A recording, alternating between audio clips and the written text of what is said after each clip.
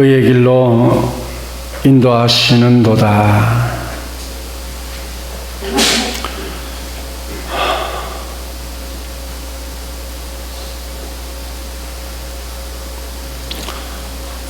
어제 밤에 가정에서 예배를 드리고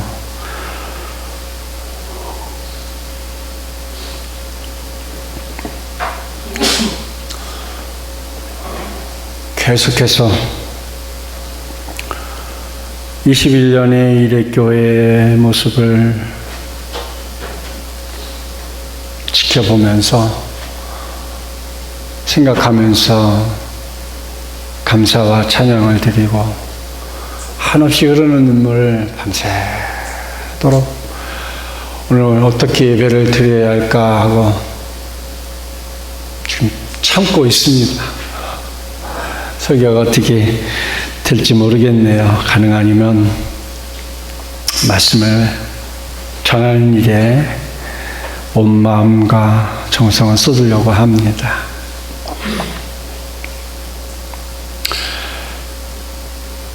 우리는 계속해서 시편 23편 1절부터 계속 말씀을 보고 있습니다. 오늘 들어가는 말 예수님의 믿음의 길은 거룩한 길입니다. 성도는 주님과 교제를 통하여 믿음의 자리에, 축복의 자리에, 거룩한 자리에 머물게 되는 겁니다.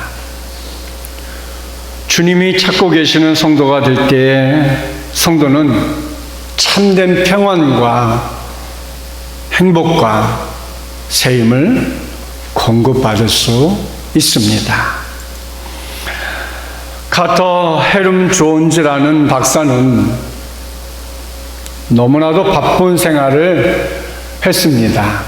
그런데 어느 날 자기 집에 2층에 있는 기도하는 방으로 들어가 하나님께 기도하는 시간을 가졌습니다.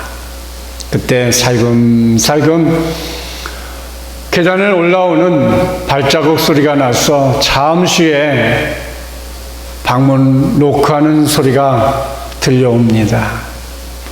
문을 열어보니 어린 딸이 서 있었습니다.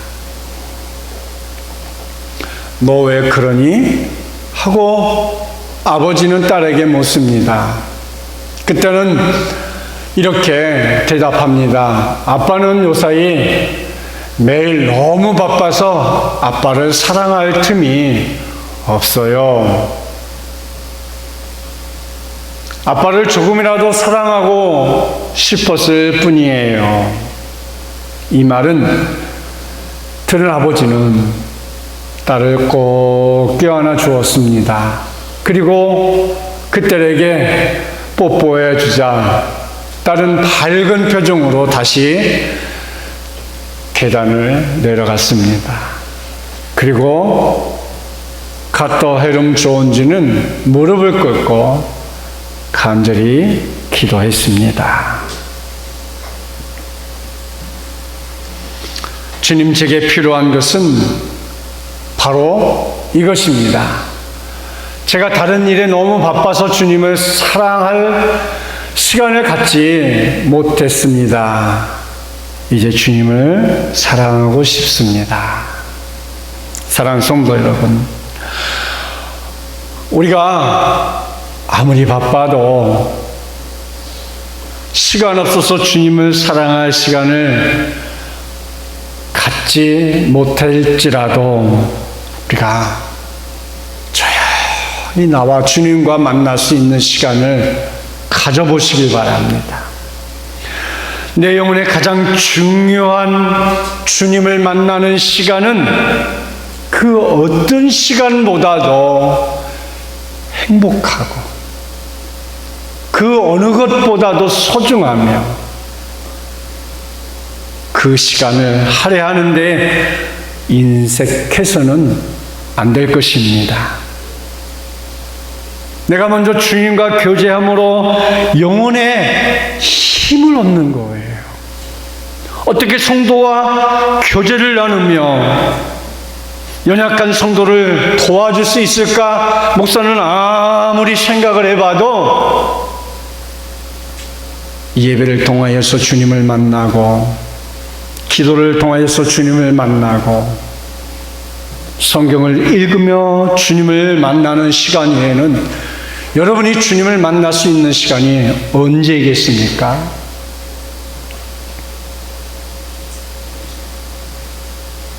저는 요즘 새벽 기도에, 저녁 작정 기도에, 가정 예배를 통하여서 주님과 많은 교제를 하고 있습니다. 주님과 나와의 1대1의 만남은 그 어느 것보다도 간절하고 또 귀하고 소중한 시간들입니다. 시편 23편 3절에 자기 이름을 위하여 의의 길로 인도하시는도다. 우리는 하나님을 목자라고 고백할 때는 우리가 어린 양이 되어서 인도를 받는 입장에 서 있는 것이지요. 주님의 인도하심을 따르게 될 때에 우리가 푸른 초장 그리고 아주 좋은 물가에서 마음껏 풀을 뜯고 마음껏 물을 마시고 그리고 쉼을 얻을 때에 양은 가장 행복하고 즐거운 시간일 것이에요. 성도가 바로 예배를 통하여서 말씀을 먹고 육의 양식을 또 먹음을 통하여서 쉼을 얻을 수 있는 것은 우리의 영혼이 다시 지난 시간에 말씀드렸던 것처럼 우리의 영혼이 소생케 되는 그런 은혜와 축복이 있는 것이지요. 예수님께서 친히 나는 선한 목자라 이렇게 말씀을 하셨습니다. 사실 양은 목자의 인도 없이는 살아갈 수 없는 존재입니다. 양은 목자의 인도가 절대 필요한 것입니다. 목자는 양을 인도하고 양은 목자를 잘 따라가는 길만이 사는 길입니다. 의의 길입니다. 행복한 길입니다. 축복의 길입니다. 시편 23편 3절에 자기를 위하여 의의 길로 인도하시는도다. 공동번역에 보니까 그 이름 목자시니 인도하는 길 언제나 곧은 길이요 그랬어요. 또 쉬운 성경에는 이렇게 얘기했어요. 자신의 이름을 위하여 주님은 나를 의로운 길로 인도하십니다. 표준 세번역 번역에 보니까 당신의 이름을 위하여 바른 길로 나를 인도하신다. 예수님이 인도하는 그 믿음의 길은 거룩한 길이죠.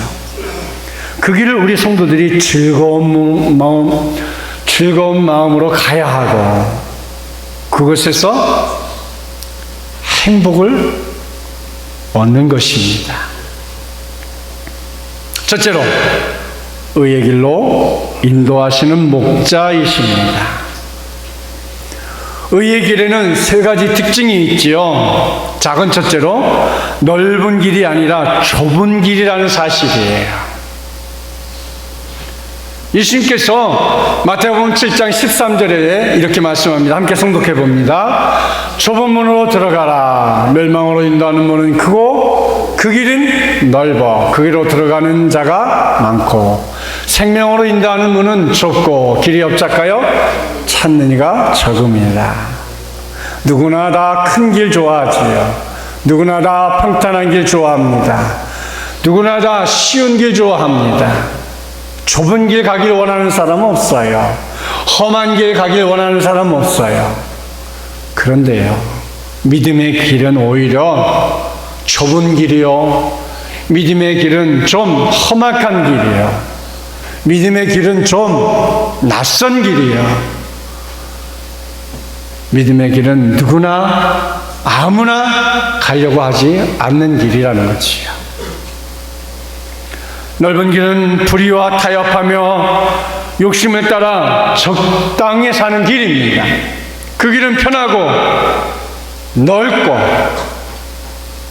잠시 안전한 것처럼 보입니다. 그러나 결국은 그 길은 멸망의 길이라는 거지요.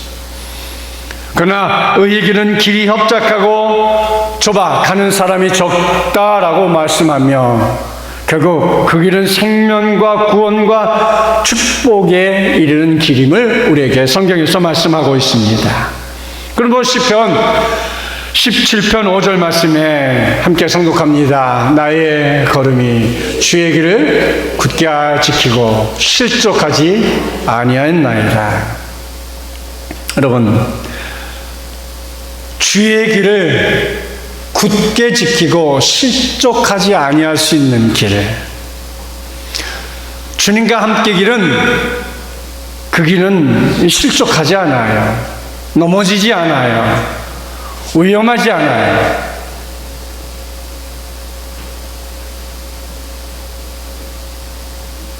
여러분, 혼자 낯선 길을 갈 때 어때요? 무섭죠? 두렵죠? 나 안 무서워.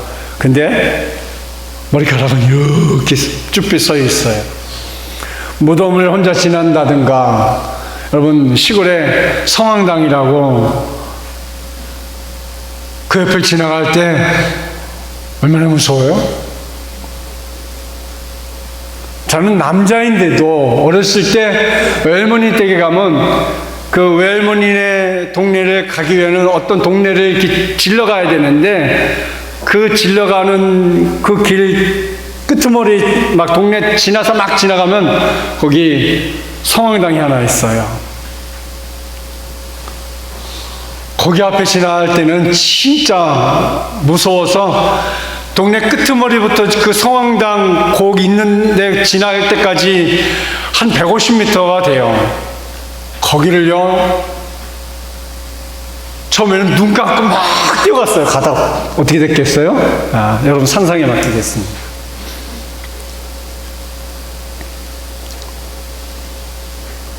그 다음에는 이제 눈을 감으면 지난번 같은 사건이 일어나죠. 똑바로 뛰어갔는데 그냥 뛰어가다가 그냥 막 불러버렸어요. 눈을 감고 뛰니 그렇죠. 어리니까 아마 좀 어리숙한 방법을 택했는데 그 다음에 눈을 똑바로 뜨고 그냥 그 성황당은 안 보고 그 앞에 길만 내다보고 얼마나 뛰었는지 고개 너머까지 뛰어가더라고. 내가 무서우니까, 두려우니까. 그런데요, 동네 아저씨가 저기 위에서부터 그 다음에 갈 때는 동네 아저씨가 이 동네 아저씨 난 몰라요. 전혀 모르는데 어쨌든 이 동네 아저씨가 저기서부터 지게를 지고 이렇게 내려오는 걸 내가 밑에서 이렇게 딱 봤어요. 난 안 뛰었어요. 점잖게 그 아저씨가 있으니까 안심이 되는 거야. 사랑성도 여러분, 주님과 함께 하면 내가 가는 길이 안심이 되고 두렵지 않고, 주님과 함께 가면 그 길이 평탄하고 그 길이 행복한 길이 되는 것입니다. 그래서 양들이 목자를 잘 따르면 푸른 초장과 쉴 만한 물가로 쉴 수 있게 되고 보호하심을 얻게 되는 것입니다. 자, 그럼 두 번째로 자기 힘든 길이지만 최선의 길입니다. 사람이 걸어야 할 가장 행복한 길은 한평생 의롭게 바르게 곧게 살아가는 길입니다. 시편 1편 1절에 뭐라고 말씀합니까? 복 있는 사람은 악인의 길을 따르지 아니하며 지인의 길에 서지 아니하며 오만한 자의 자리에 앉지 아니하고 잠언 2장 9절에도 그런즉 내가 공의와 정의와 정직 곧 모든 선한 길을 깨달을 것이니라. 성도가 주님을 항상 의지하고 따르면 복이 있는 자리에 머물게 되고 공의와 정직하게 살게 되는 날들을 우리가 경험하게 됩니다. 그래서 주님을 따르는 삶이 힘들 때도 있고 어려울 때도 있습니다. 그러나 여러분 지나고 나면 그때는 힘들어요. 그때는 왠지 어려워요. 그때는 왠지 앞이 안 보이고 그때는 왠지 나만 겪는 고난이라고 생각을 합니다. 다른 사람은 다 평탄하게 가는 것 같은데 나만 넘을 수 없는 태산 앞에 있는 것 같고 나만 이 높은 절벽 앞에 있는 것 같아요. 근데 지나가 보면요, 그때 내가 얼마나 주님을 진실하게 간절하게 소망 가운데 주님을 붙들었던가. 그때 그 힘만 가지면 내가 못할 것이 없다라는 생각이 반드시 들게 되어 있어요. 그래서 주님을 붙잡을 때 그때가 가장 잘한 선택이었고 주님을 붙잡은 그 시간이 가장 축복되었던 시간이었음을 깨닫게 되는 것입니다. D.D. 플레일드는 의인은 모든 것 위에 있다. 성공은 선한 것이다. 그러나 정의는 최선의 것이다. 의의 길은 최선의 길입니다. 주님을 의지하면 그 길이 바로 최선의 길이고 최고의 길이고 최고의 축복의 길이 될 수 있음을 믿으시길 바랍니다. 자, 세 번째로 가장 복된 길입니다. 잠언 14장 12절 말씀에 어떤 길은 사람이 보기에 바르나 필경은 사망의 길이니라. 우리 앞에는 항상 여러분 두 가지 길이 있죠. 여러분 두 가지 길에 어떤 길을 한번 선택해 보시렵니까? 사망의 길과 생명의 길이 우리 앞에 있습니다.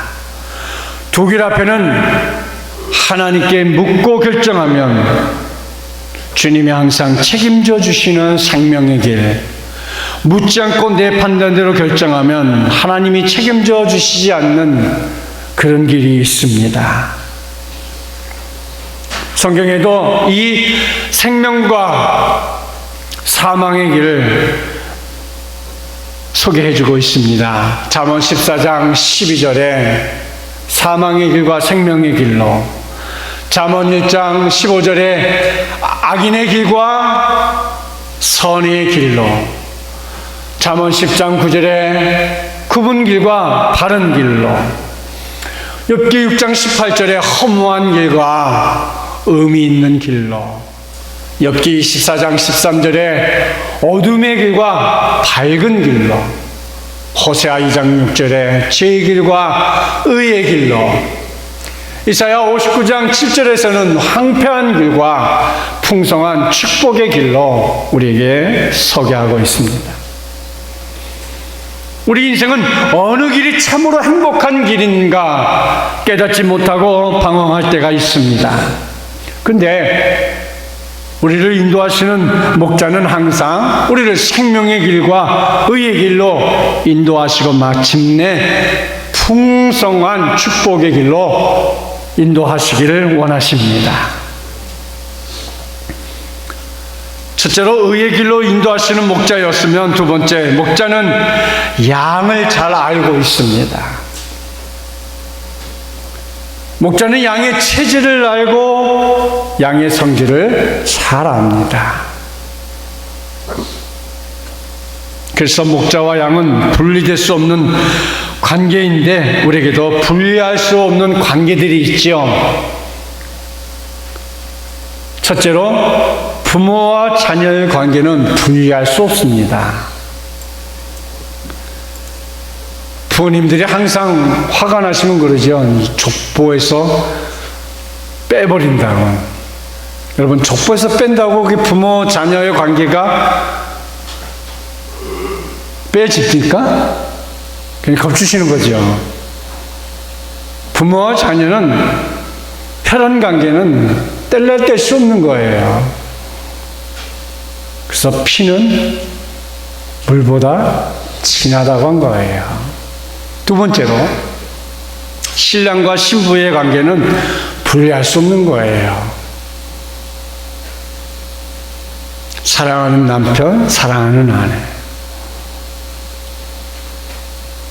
얼마나 소중하고 귀한 관계입니까?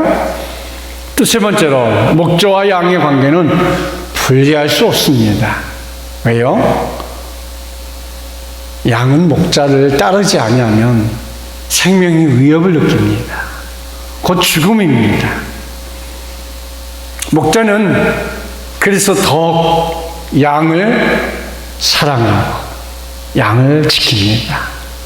목자 없는 양을 생각할 수 없고 양 없는 목자를 생각할 수 없는 것처럼, 그래서 의의 길로 인도한다는 말은 목자가 곧 길이라는 말입니다. 우리는 길이 없습니다. 우리는 양과 같이 이미 길을 잃어버린 사람들입니다. 어디를 가든지 우는 사자처럼 마귀가 우리를 삼키려고 찾고 있습니다. 그러므로 목자이신 주님 뒤를 가까이 따르는 길이 우리가 사는 길입니다. 한 2년 가까이 되어 갑니다. 미국에 있으면서 아이들 방학 때 알래스카에서 캐나다 밴쿠버까지 크루즈 여행을 하게 되었습니다. 이 알래스카를 여행하면서 크루즈를 이제 타러 가려고 알래스카 공항에서 크루즈 타러 가는 길로 거의 하루 가까이 아침 일찍 출발해서 저녁 때쯤에 이제 크루즈를 타고 이제 그 밤에 이제 배가 저 알래스카 위에서 캐나다 이 밑에 밴쿠버까지 내려오는 그런 코스인데요. 9박 10일 정도. 알래스카 관광버스로 이제 크루즈 타러 가는 길을 막 가는데 도시를 지나서 이제 산간 지역으로 가는데 양쪽 길가에 저 키보다, 제가 180이니까 저 키보다 높은 2m가 넘는 그런 나무들을 이렇게 아주 간격을 딱 맞춰서 이렇게 세워놨더라고요. 그래서 제가 가만히 앉아서 보다가 신기하다. 뭘 저 나무들을 저렇게 세워놨을까 하고 가이드에게 물어봤어요. 가이드분께서 이렇게 말씀하시더라고요. 이 지역에는, 알래스카 이 지역에는 눈이 많이 오므로, 눈이 많이 오면 막 1m, 막 2m 가까이 이렇게 눈이 오니까 길인지 그 밑에 논밭인지 수로인지 구분이 안 되니까 눈을 치워야 하는 기계 장비를 어디에 갖다 대야 될지 생각해 보세요. 에? 사람 높이보다 더 많이 이게 눈이 확 와버리면 여기가 길인지 논인지 밭인지 저수지인지 알 수가 없으니까 이게 세우는 거라는 거예요. 그래서 내가 또 하나 의심이 생긴 거예요. 그럼 저 높이보다 더 많이 온 적은 있었을까요? 그랬더니 아직 자기는 그 기록은 못 봤대.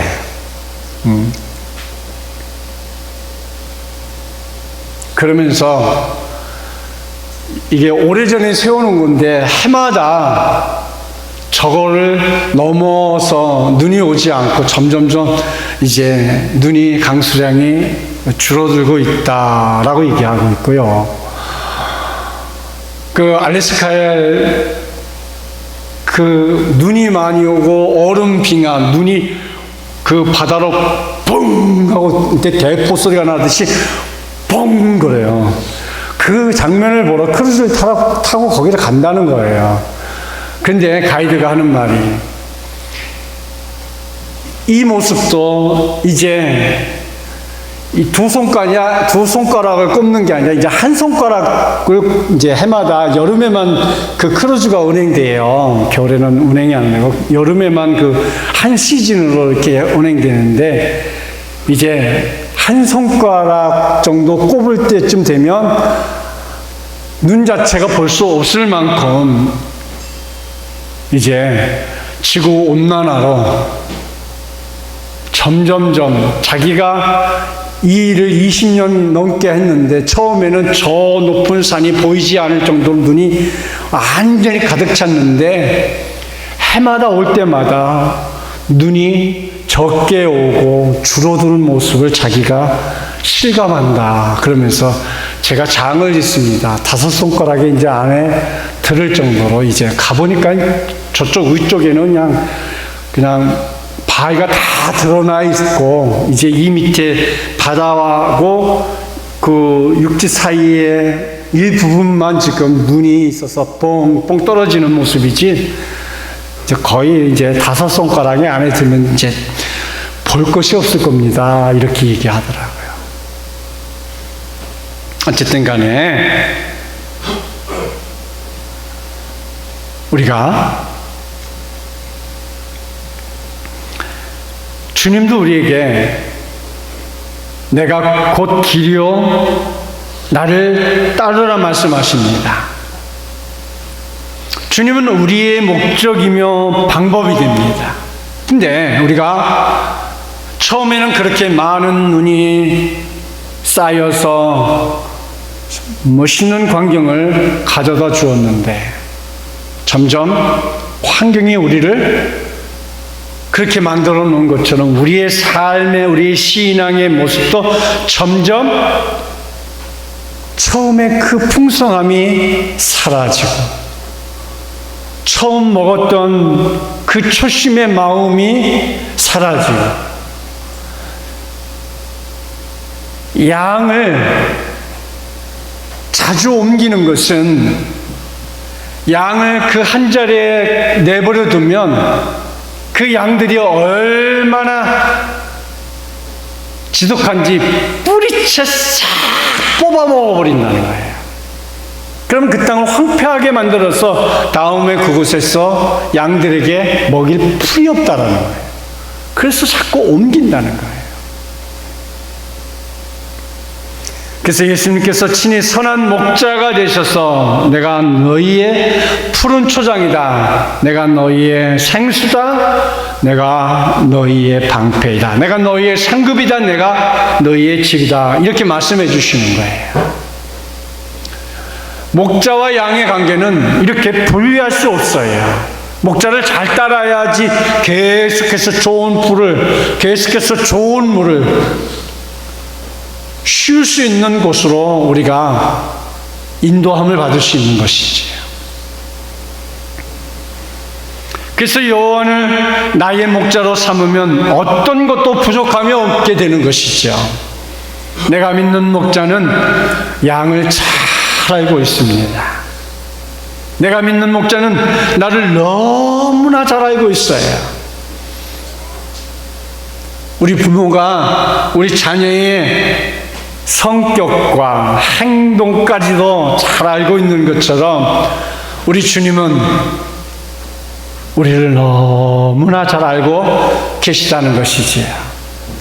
프랑스의 수학자요, 물리학자요, 사상가인 파스칼은 선천적으로 몹시 허약하여 종종 심한 복통과 두통에다가 결핵성 복막염까지 알았다고 합니다. 그러나 이렇게 병약한 몸이지만 그는 낙심하지 아니하였다고 합니다. 그는 이렇게 고백합니다. 내가 찾고 구하는 것은 오직 하나님뿐입니다. 내가 아는 지식은 단 하나, 주님을 따르는 것은 선이요 주님을 거역하는 것은 악이라는 것입니다. 이때 육체의 병이 영혼의 악이 되었습니다. 그는 영감이 떠오를 때마다 글을 써서 924개의 주옥 같은 훌륭한 책을 남겼습니다. 그것이 우리가 잘 아는 팡세입니다. 병은 신체의 장애일 뿐 마음의 장애는 아니라는 사실입니다. 사랑하는 성도 여러분 속에 마음의 정신의 장애를 갖고 있지는 않습니까?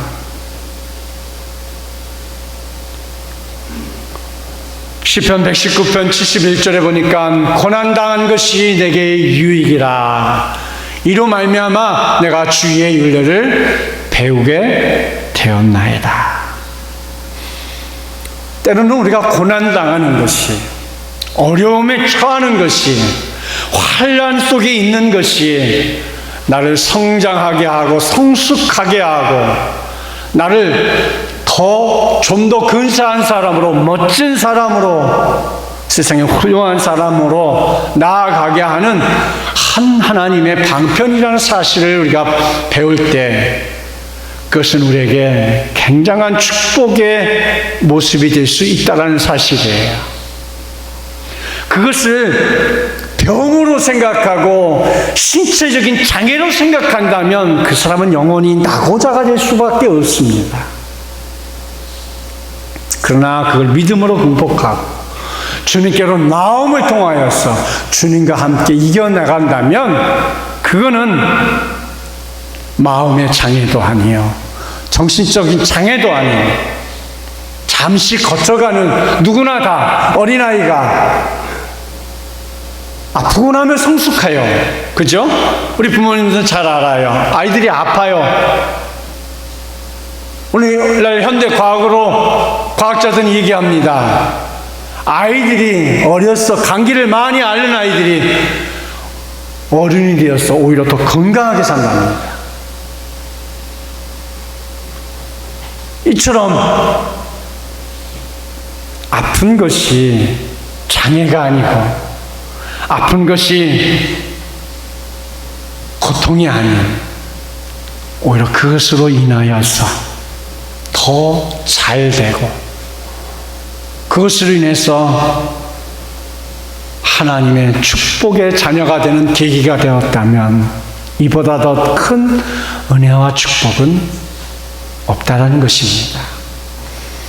목자는 가는 길은 분명한 목적이 있습니다. 그것은 자기 이름을 위하여 의의 길로 인도하시는도다 했습니다. 하나님께서 하나님의 영광을 위하여 하나님의 거룩한 이름을 위하여 십자가의 죽음을 통해서 양들을 바로 인도하십니다. 죄는 우리가 지었고 우리가 잘못했는데 하나님의 영광을 위하여 예수님께서 스스로 그 길을 만드신 길입니다.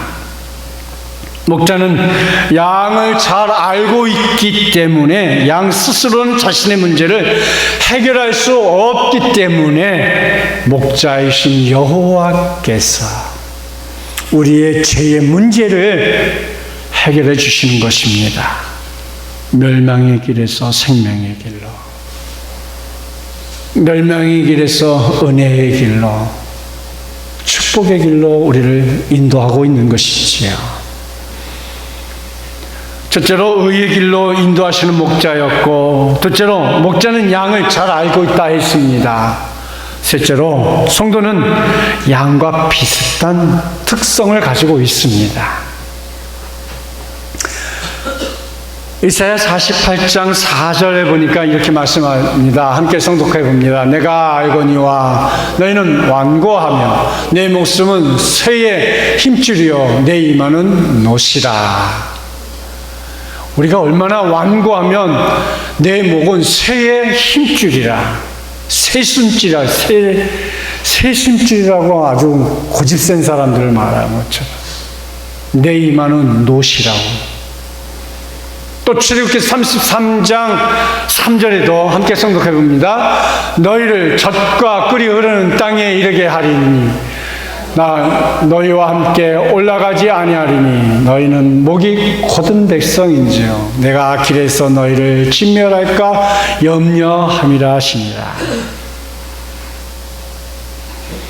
너희는 목이 곧은 백성이래요. 그래서 내가 길에서 너희를 진멸할까 염려된다는 거예요.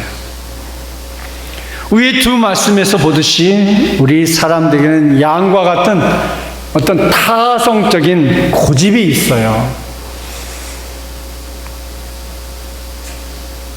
목사인 저도 고집이 있는데 뭐 우리 성도님도 고집 없겠어요. 저만 고집이 세고 여러분은 고집이 없으신 거로 압니다. 근데 그 고집을 여러분 잘만 만들면요, 그 고집을요 잘만 다듬으면 그보다 좋은 고집은 저는 없다고 생각해요.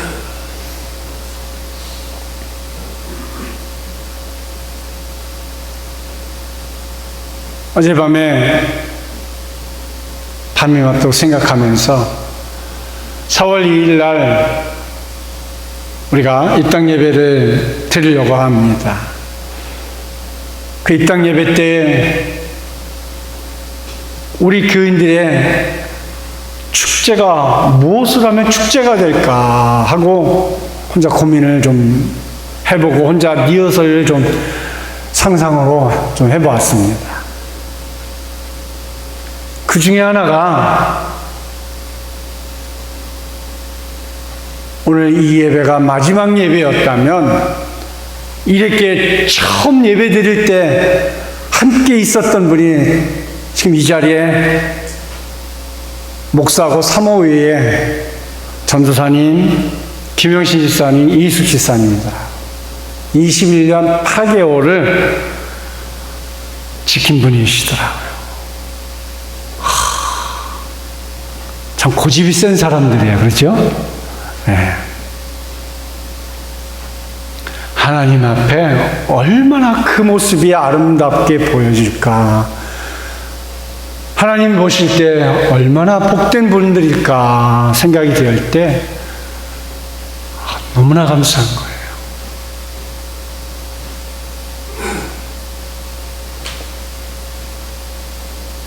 그러한 자기만의 어떤 나쁘게 생각하고 나쁘게 말해서 고집이지 자기만의 서신이 있는 게 아니겠어요? 왜 저분들인들 상황에 맞게, 여건에 맞게 옮기고 싶은 마음 없었겠습니까?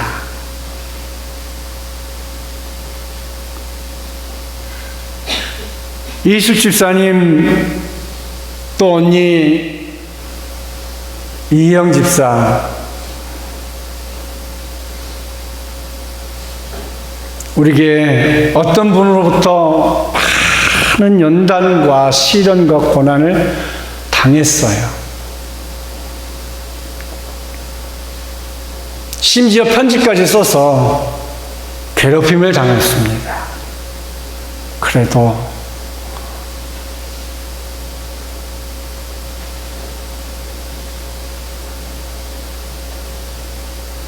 뭐라 말하지 아니하고 묵묵하게 저 자리를 지킨 저들이 얼마나 감사한지요.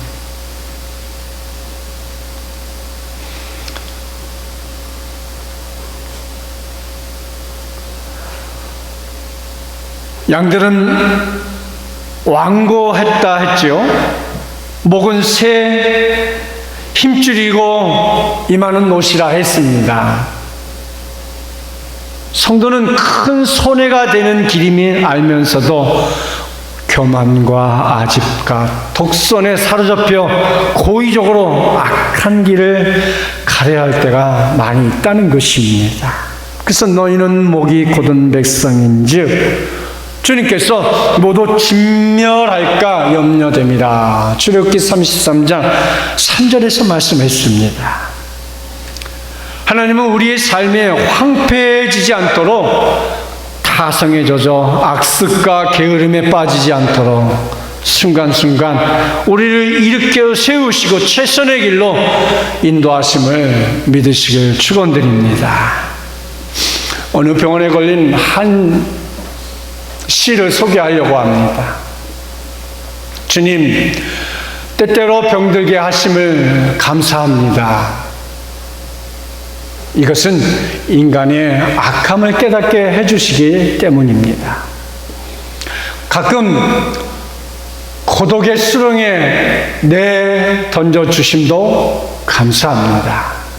그것은 주님과 가까워지는 기회가 되기 때문입니다. 일을 계획한 대로 안 되게 풀어주심도 감사합니다. 그래서 나의 교만을 반성할 수 있기 때문입니다. 틀어졌으면 우리는 어떤 생각을 했을까요? 일을 계획한 대로 안 되게 틀어주심이 감사하다는 것은 얼마나 그의 마음 속에 주님을 사랑하는 모습이 있겠습니까? 다음, 아들과 딸이 걱정거리가 되게 하시고 부모와 동기가 짐으로 느껴질 때도 있게 하심을 감사합니다. 그래서 자녀가 되고 부모가 되고 동기간이 된 보람을 깨닫기 때문입니다. 우리가 가족의 끈끈함이 얼마나 소중한 시대입니까? 먹고 사는데 힘겹게 하심을 감사합니다. 이로써 눈물 젖은 빵을 먹는 심정을 이해할 수 있기 때문입니다. 불의와 허위가 득세하는 시대에 태어난 것도 감사합니다. 하나님의 의가 분명히 드러나기 때문입니다. 땅과 고생의 잔을 맛보게 하심도 감사합니다. 그래서 주님의 사랑을 깨닫기 때문입니다. 주님 감사할 수 있는 마음 주심을 감사합니다. 사랑하는 성도 여러분, 이런 감사는 주님이 사랑이 내 인생의 인도자가 되셨어. 어떤 경우에도 어떤 상황 속에서도 항상 최선의 길로 인도하심을 믿을 때만 진심으로 고백할 수 있는 감사가 아닐까요? 성경은 데살로니가전서 5장 16절, 17절, 18절에 이렇게 말씀하죠. 함께 성독합니다. 항상 기뻐하라, 쉬지 말고 기도하라, 범사에 감사하라. 이것이 그리스도 예수 안에서 너희를 향하신 하나님의 뜻입니다. 하나님의 뜻입니다. 미국의 사선 대통령으로 유명한 루즈벨트 대통령은 프랭클린 델레노 루즈벨트라고 합니다. 결혼 후에 소아마비를 앓아 다리를 절었고 시력도 좋지 않아 돋보기를 써야 했습니다. 뿐만 아니라 천식까지 앓고 있어서 때때로 호흡곤란에 이르기도 했습니다. 그의 아버지는 이런 육신적인 고통에 살아가는 아들에게, 아들아, 너는 몸도 약하고 시력도 나쁘고 천식까지 앓고 있지만 그것들이 너를 낙심케 하지 말고 하나님을 의지하고 그의 도우심을 구하며 극복해야 한다. 그리하면 너는 누구보다도 더 크고 훌륭한 사람이 될 수 있을 것이다 라고 격려하며 아들에게 용기를 주었습니다. 그 후부터는 그는 아버지의 말대로 신체적인 모든 장애를 딛고 열심히 기도하고 말씀을 읽고 부지런히 공부하여 다른 사람보다 열악한 환경과 불행한 조건을 가지고 있으면서도 그것 때문에 오히려 더욱 겸손해했고 하나님께 더 가까이 나아가는 계기가 되었으며 마침내 미국의 유일한 사선 대통령이 될 수 있었습니다.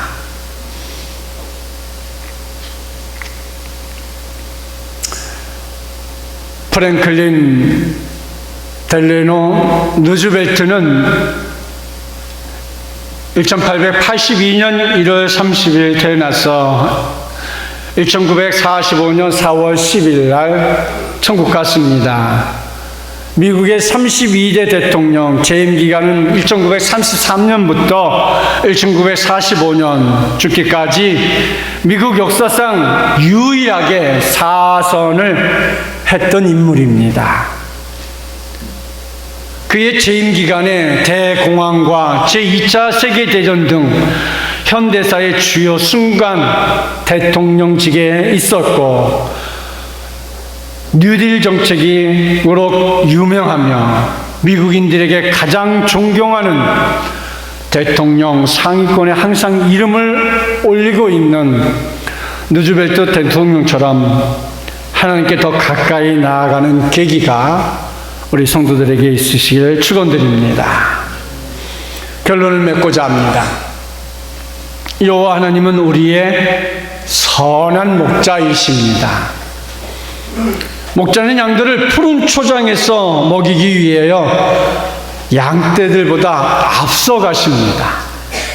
목자가 양들을 위해서 할 수 있는 가장 안전한 조치는 양떼들을 이동시키는 것입니다. 이것은 양들이 한 장소에 오래 머물면 풀뿌리까지 먹기 때문에 그 목장은 황폐하게 만들 수밖에 없기 때문에 목자는 수시로 양을 새롭고 좋은 목초지로 인도합니다. 양은 체질이 약하기 때문에 한 군데 오래 있으면 오염되기도 쉽고 기생충에 생겨서 결국 쇠약해지고 병들고 죽기 때문이라고 합니다. 그렇기 때문에 목자는 양들을 새로운 초장으로 인도해서 양들의 병들지 않도록 보살펴 주기도 합니다. 우리의 목자장 되시는 주님은 항상 우리를 옳은 길, 바른 길, 정당한 길, 곧은 길, 축복의 길로 우리를 인도하십니다. 여러분, 이렇게 좋은 길로 인도할 때 때로는 그 길이 좁고 협착하여 힘들 때도 있다는 사실을 꼭 기억하셔서 그 길은 곧 생명의 길입니다. 최선의 길입니다. 가장 복된 길입니다. 그는 항상 의의 길로 인도하십니다. 그러므로 우리는 믿고 순종하며 따르는 하나님의 백성이 되기를 축원드립니다. 마지막 영상 하나만 띄워주시길 바랍니다.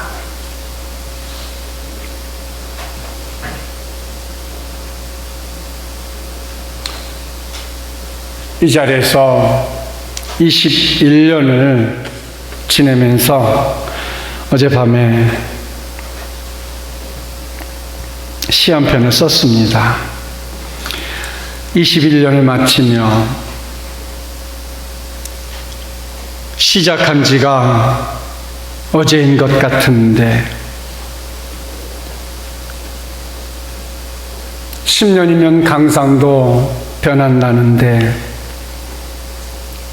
그때 그 사람들은 어디에 무엇을 찾아 떠났을까?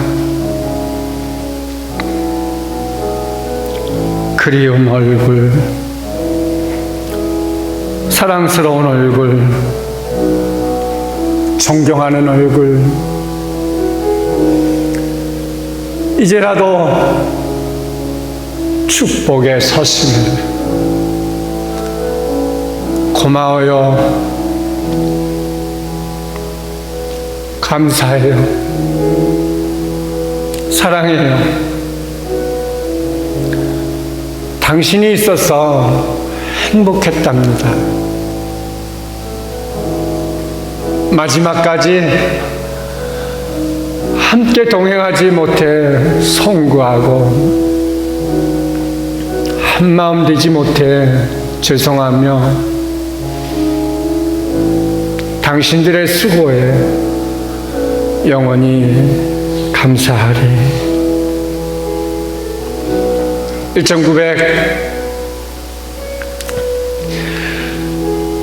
1976년 6월 25일 날 설립 예배를 드렸고 2017년 2월 26일 21년 8개월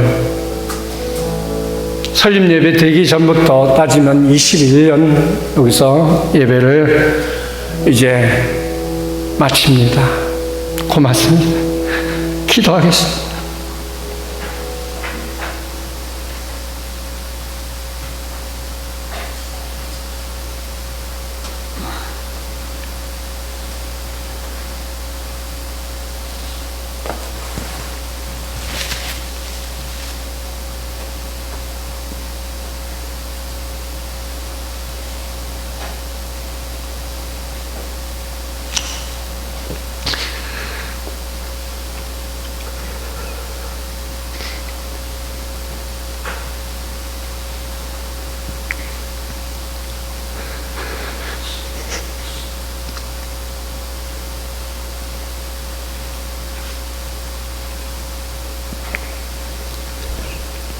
아버지 하나님,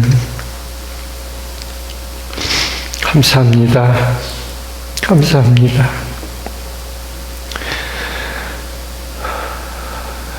나의 힘으로는 여기까지 올 수 없었습니다. 주님이 때마다 일마다 도와주시고 함께 해주시고 사랑해 주시고 은혜 주시어 왔습니다.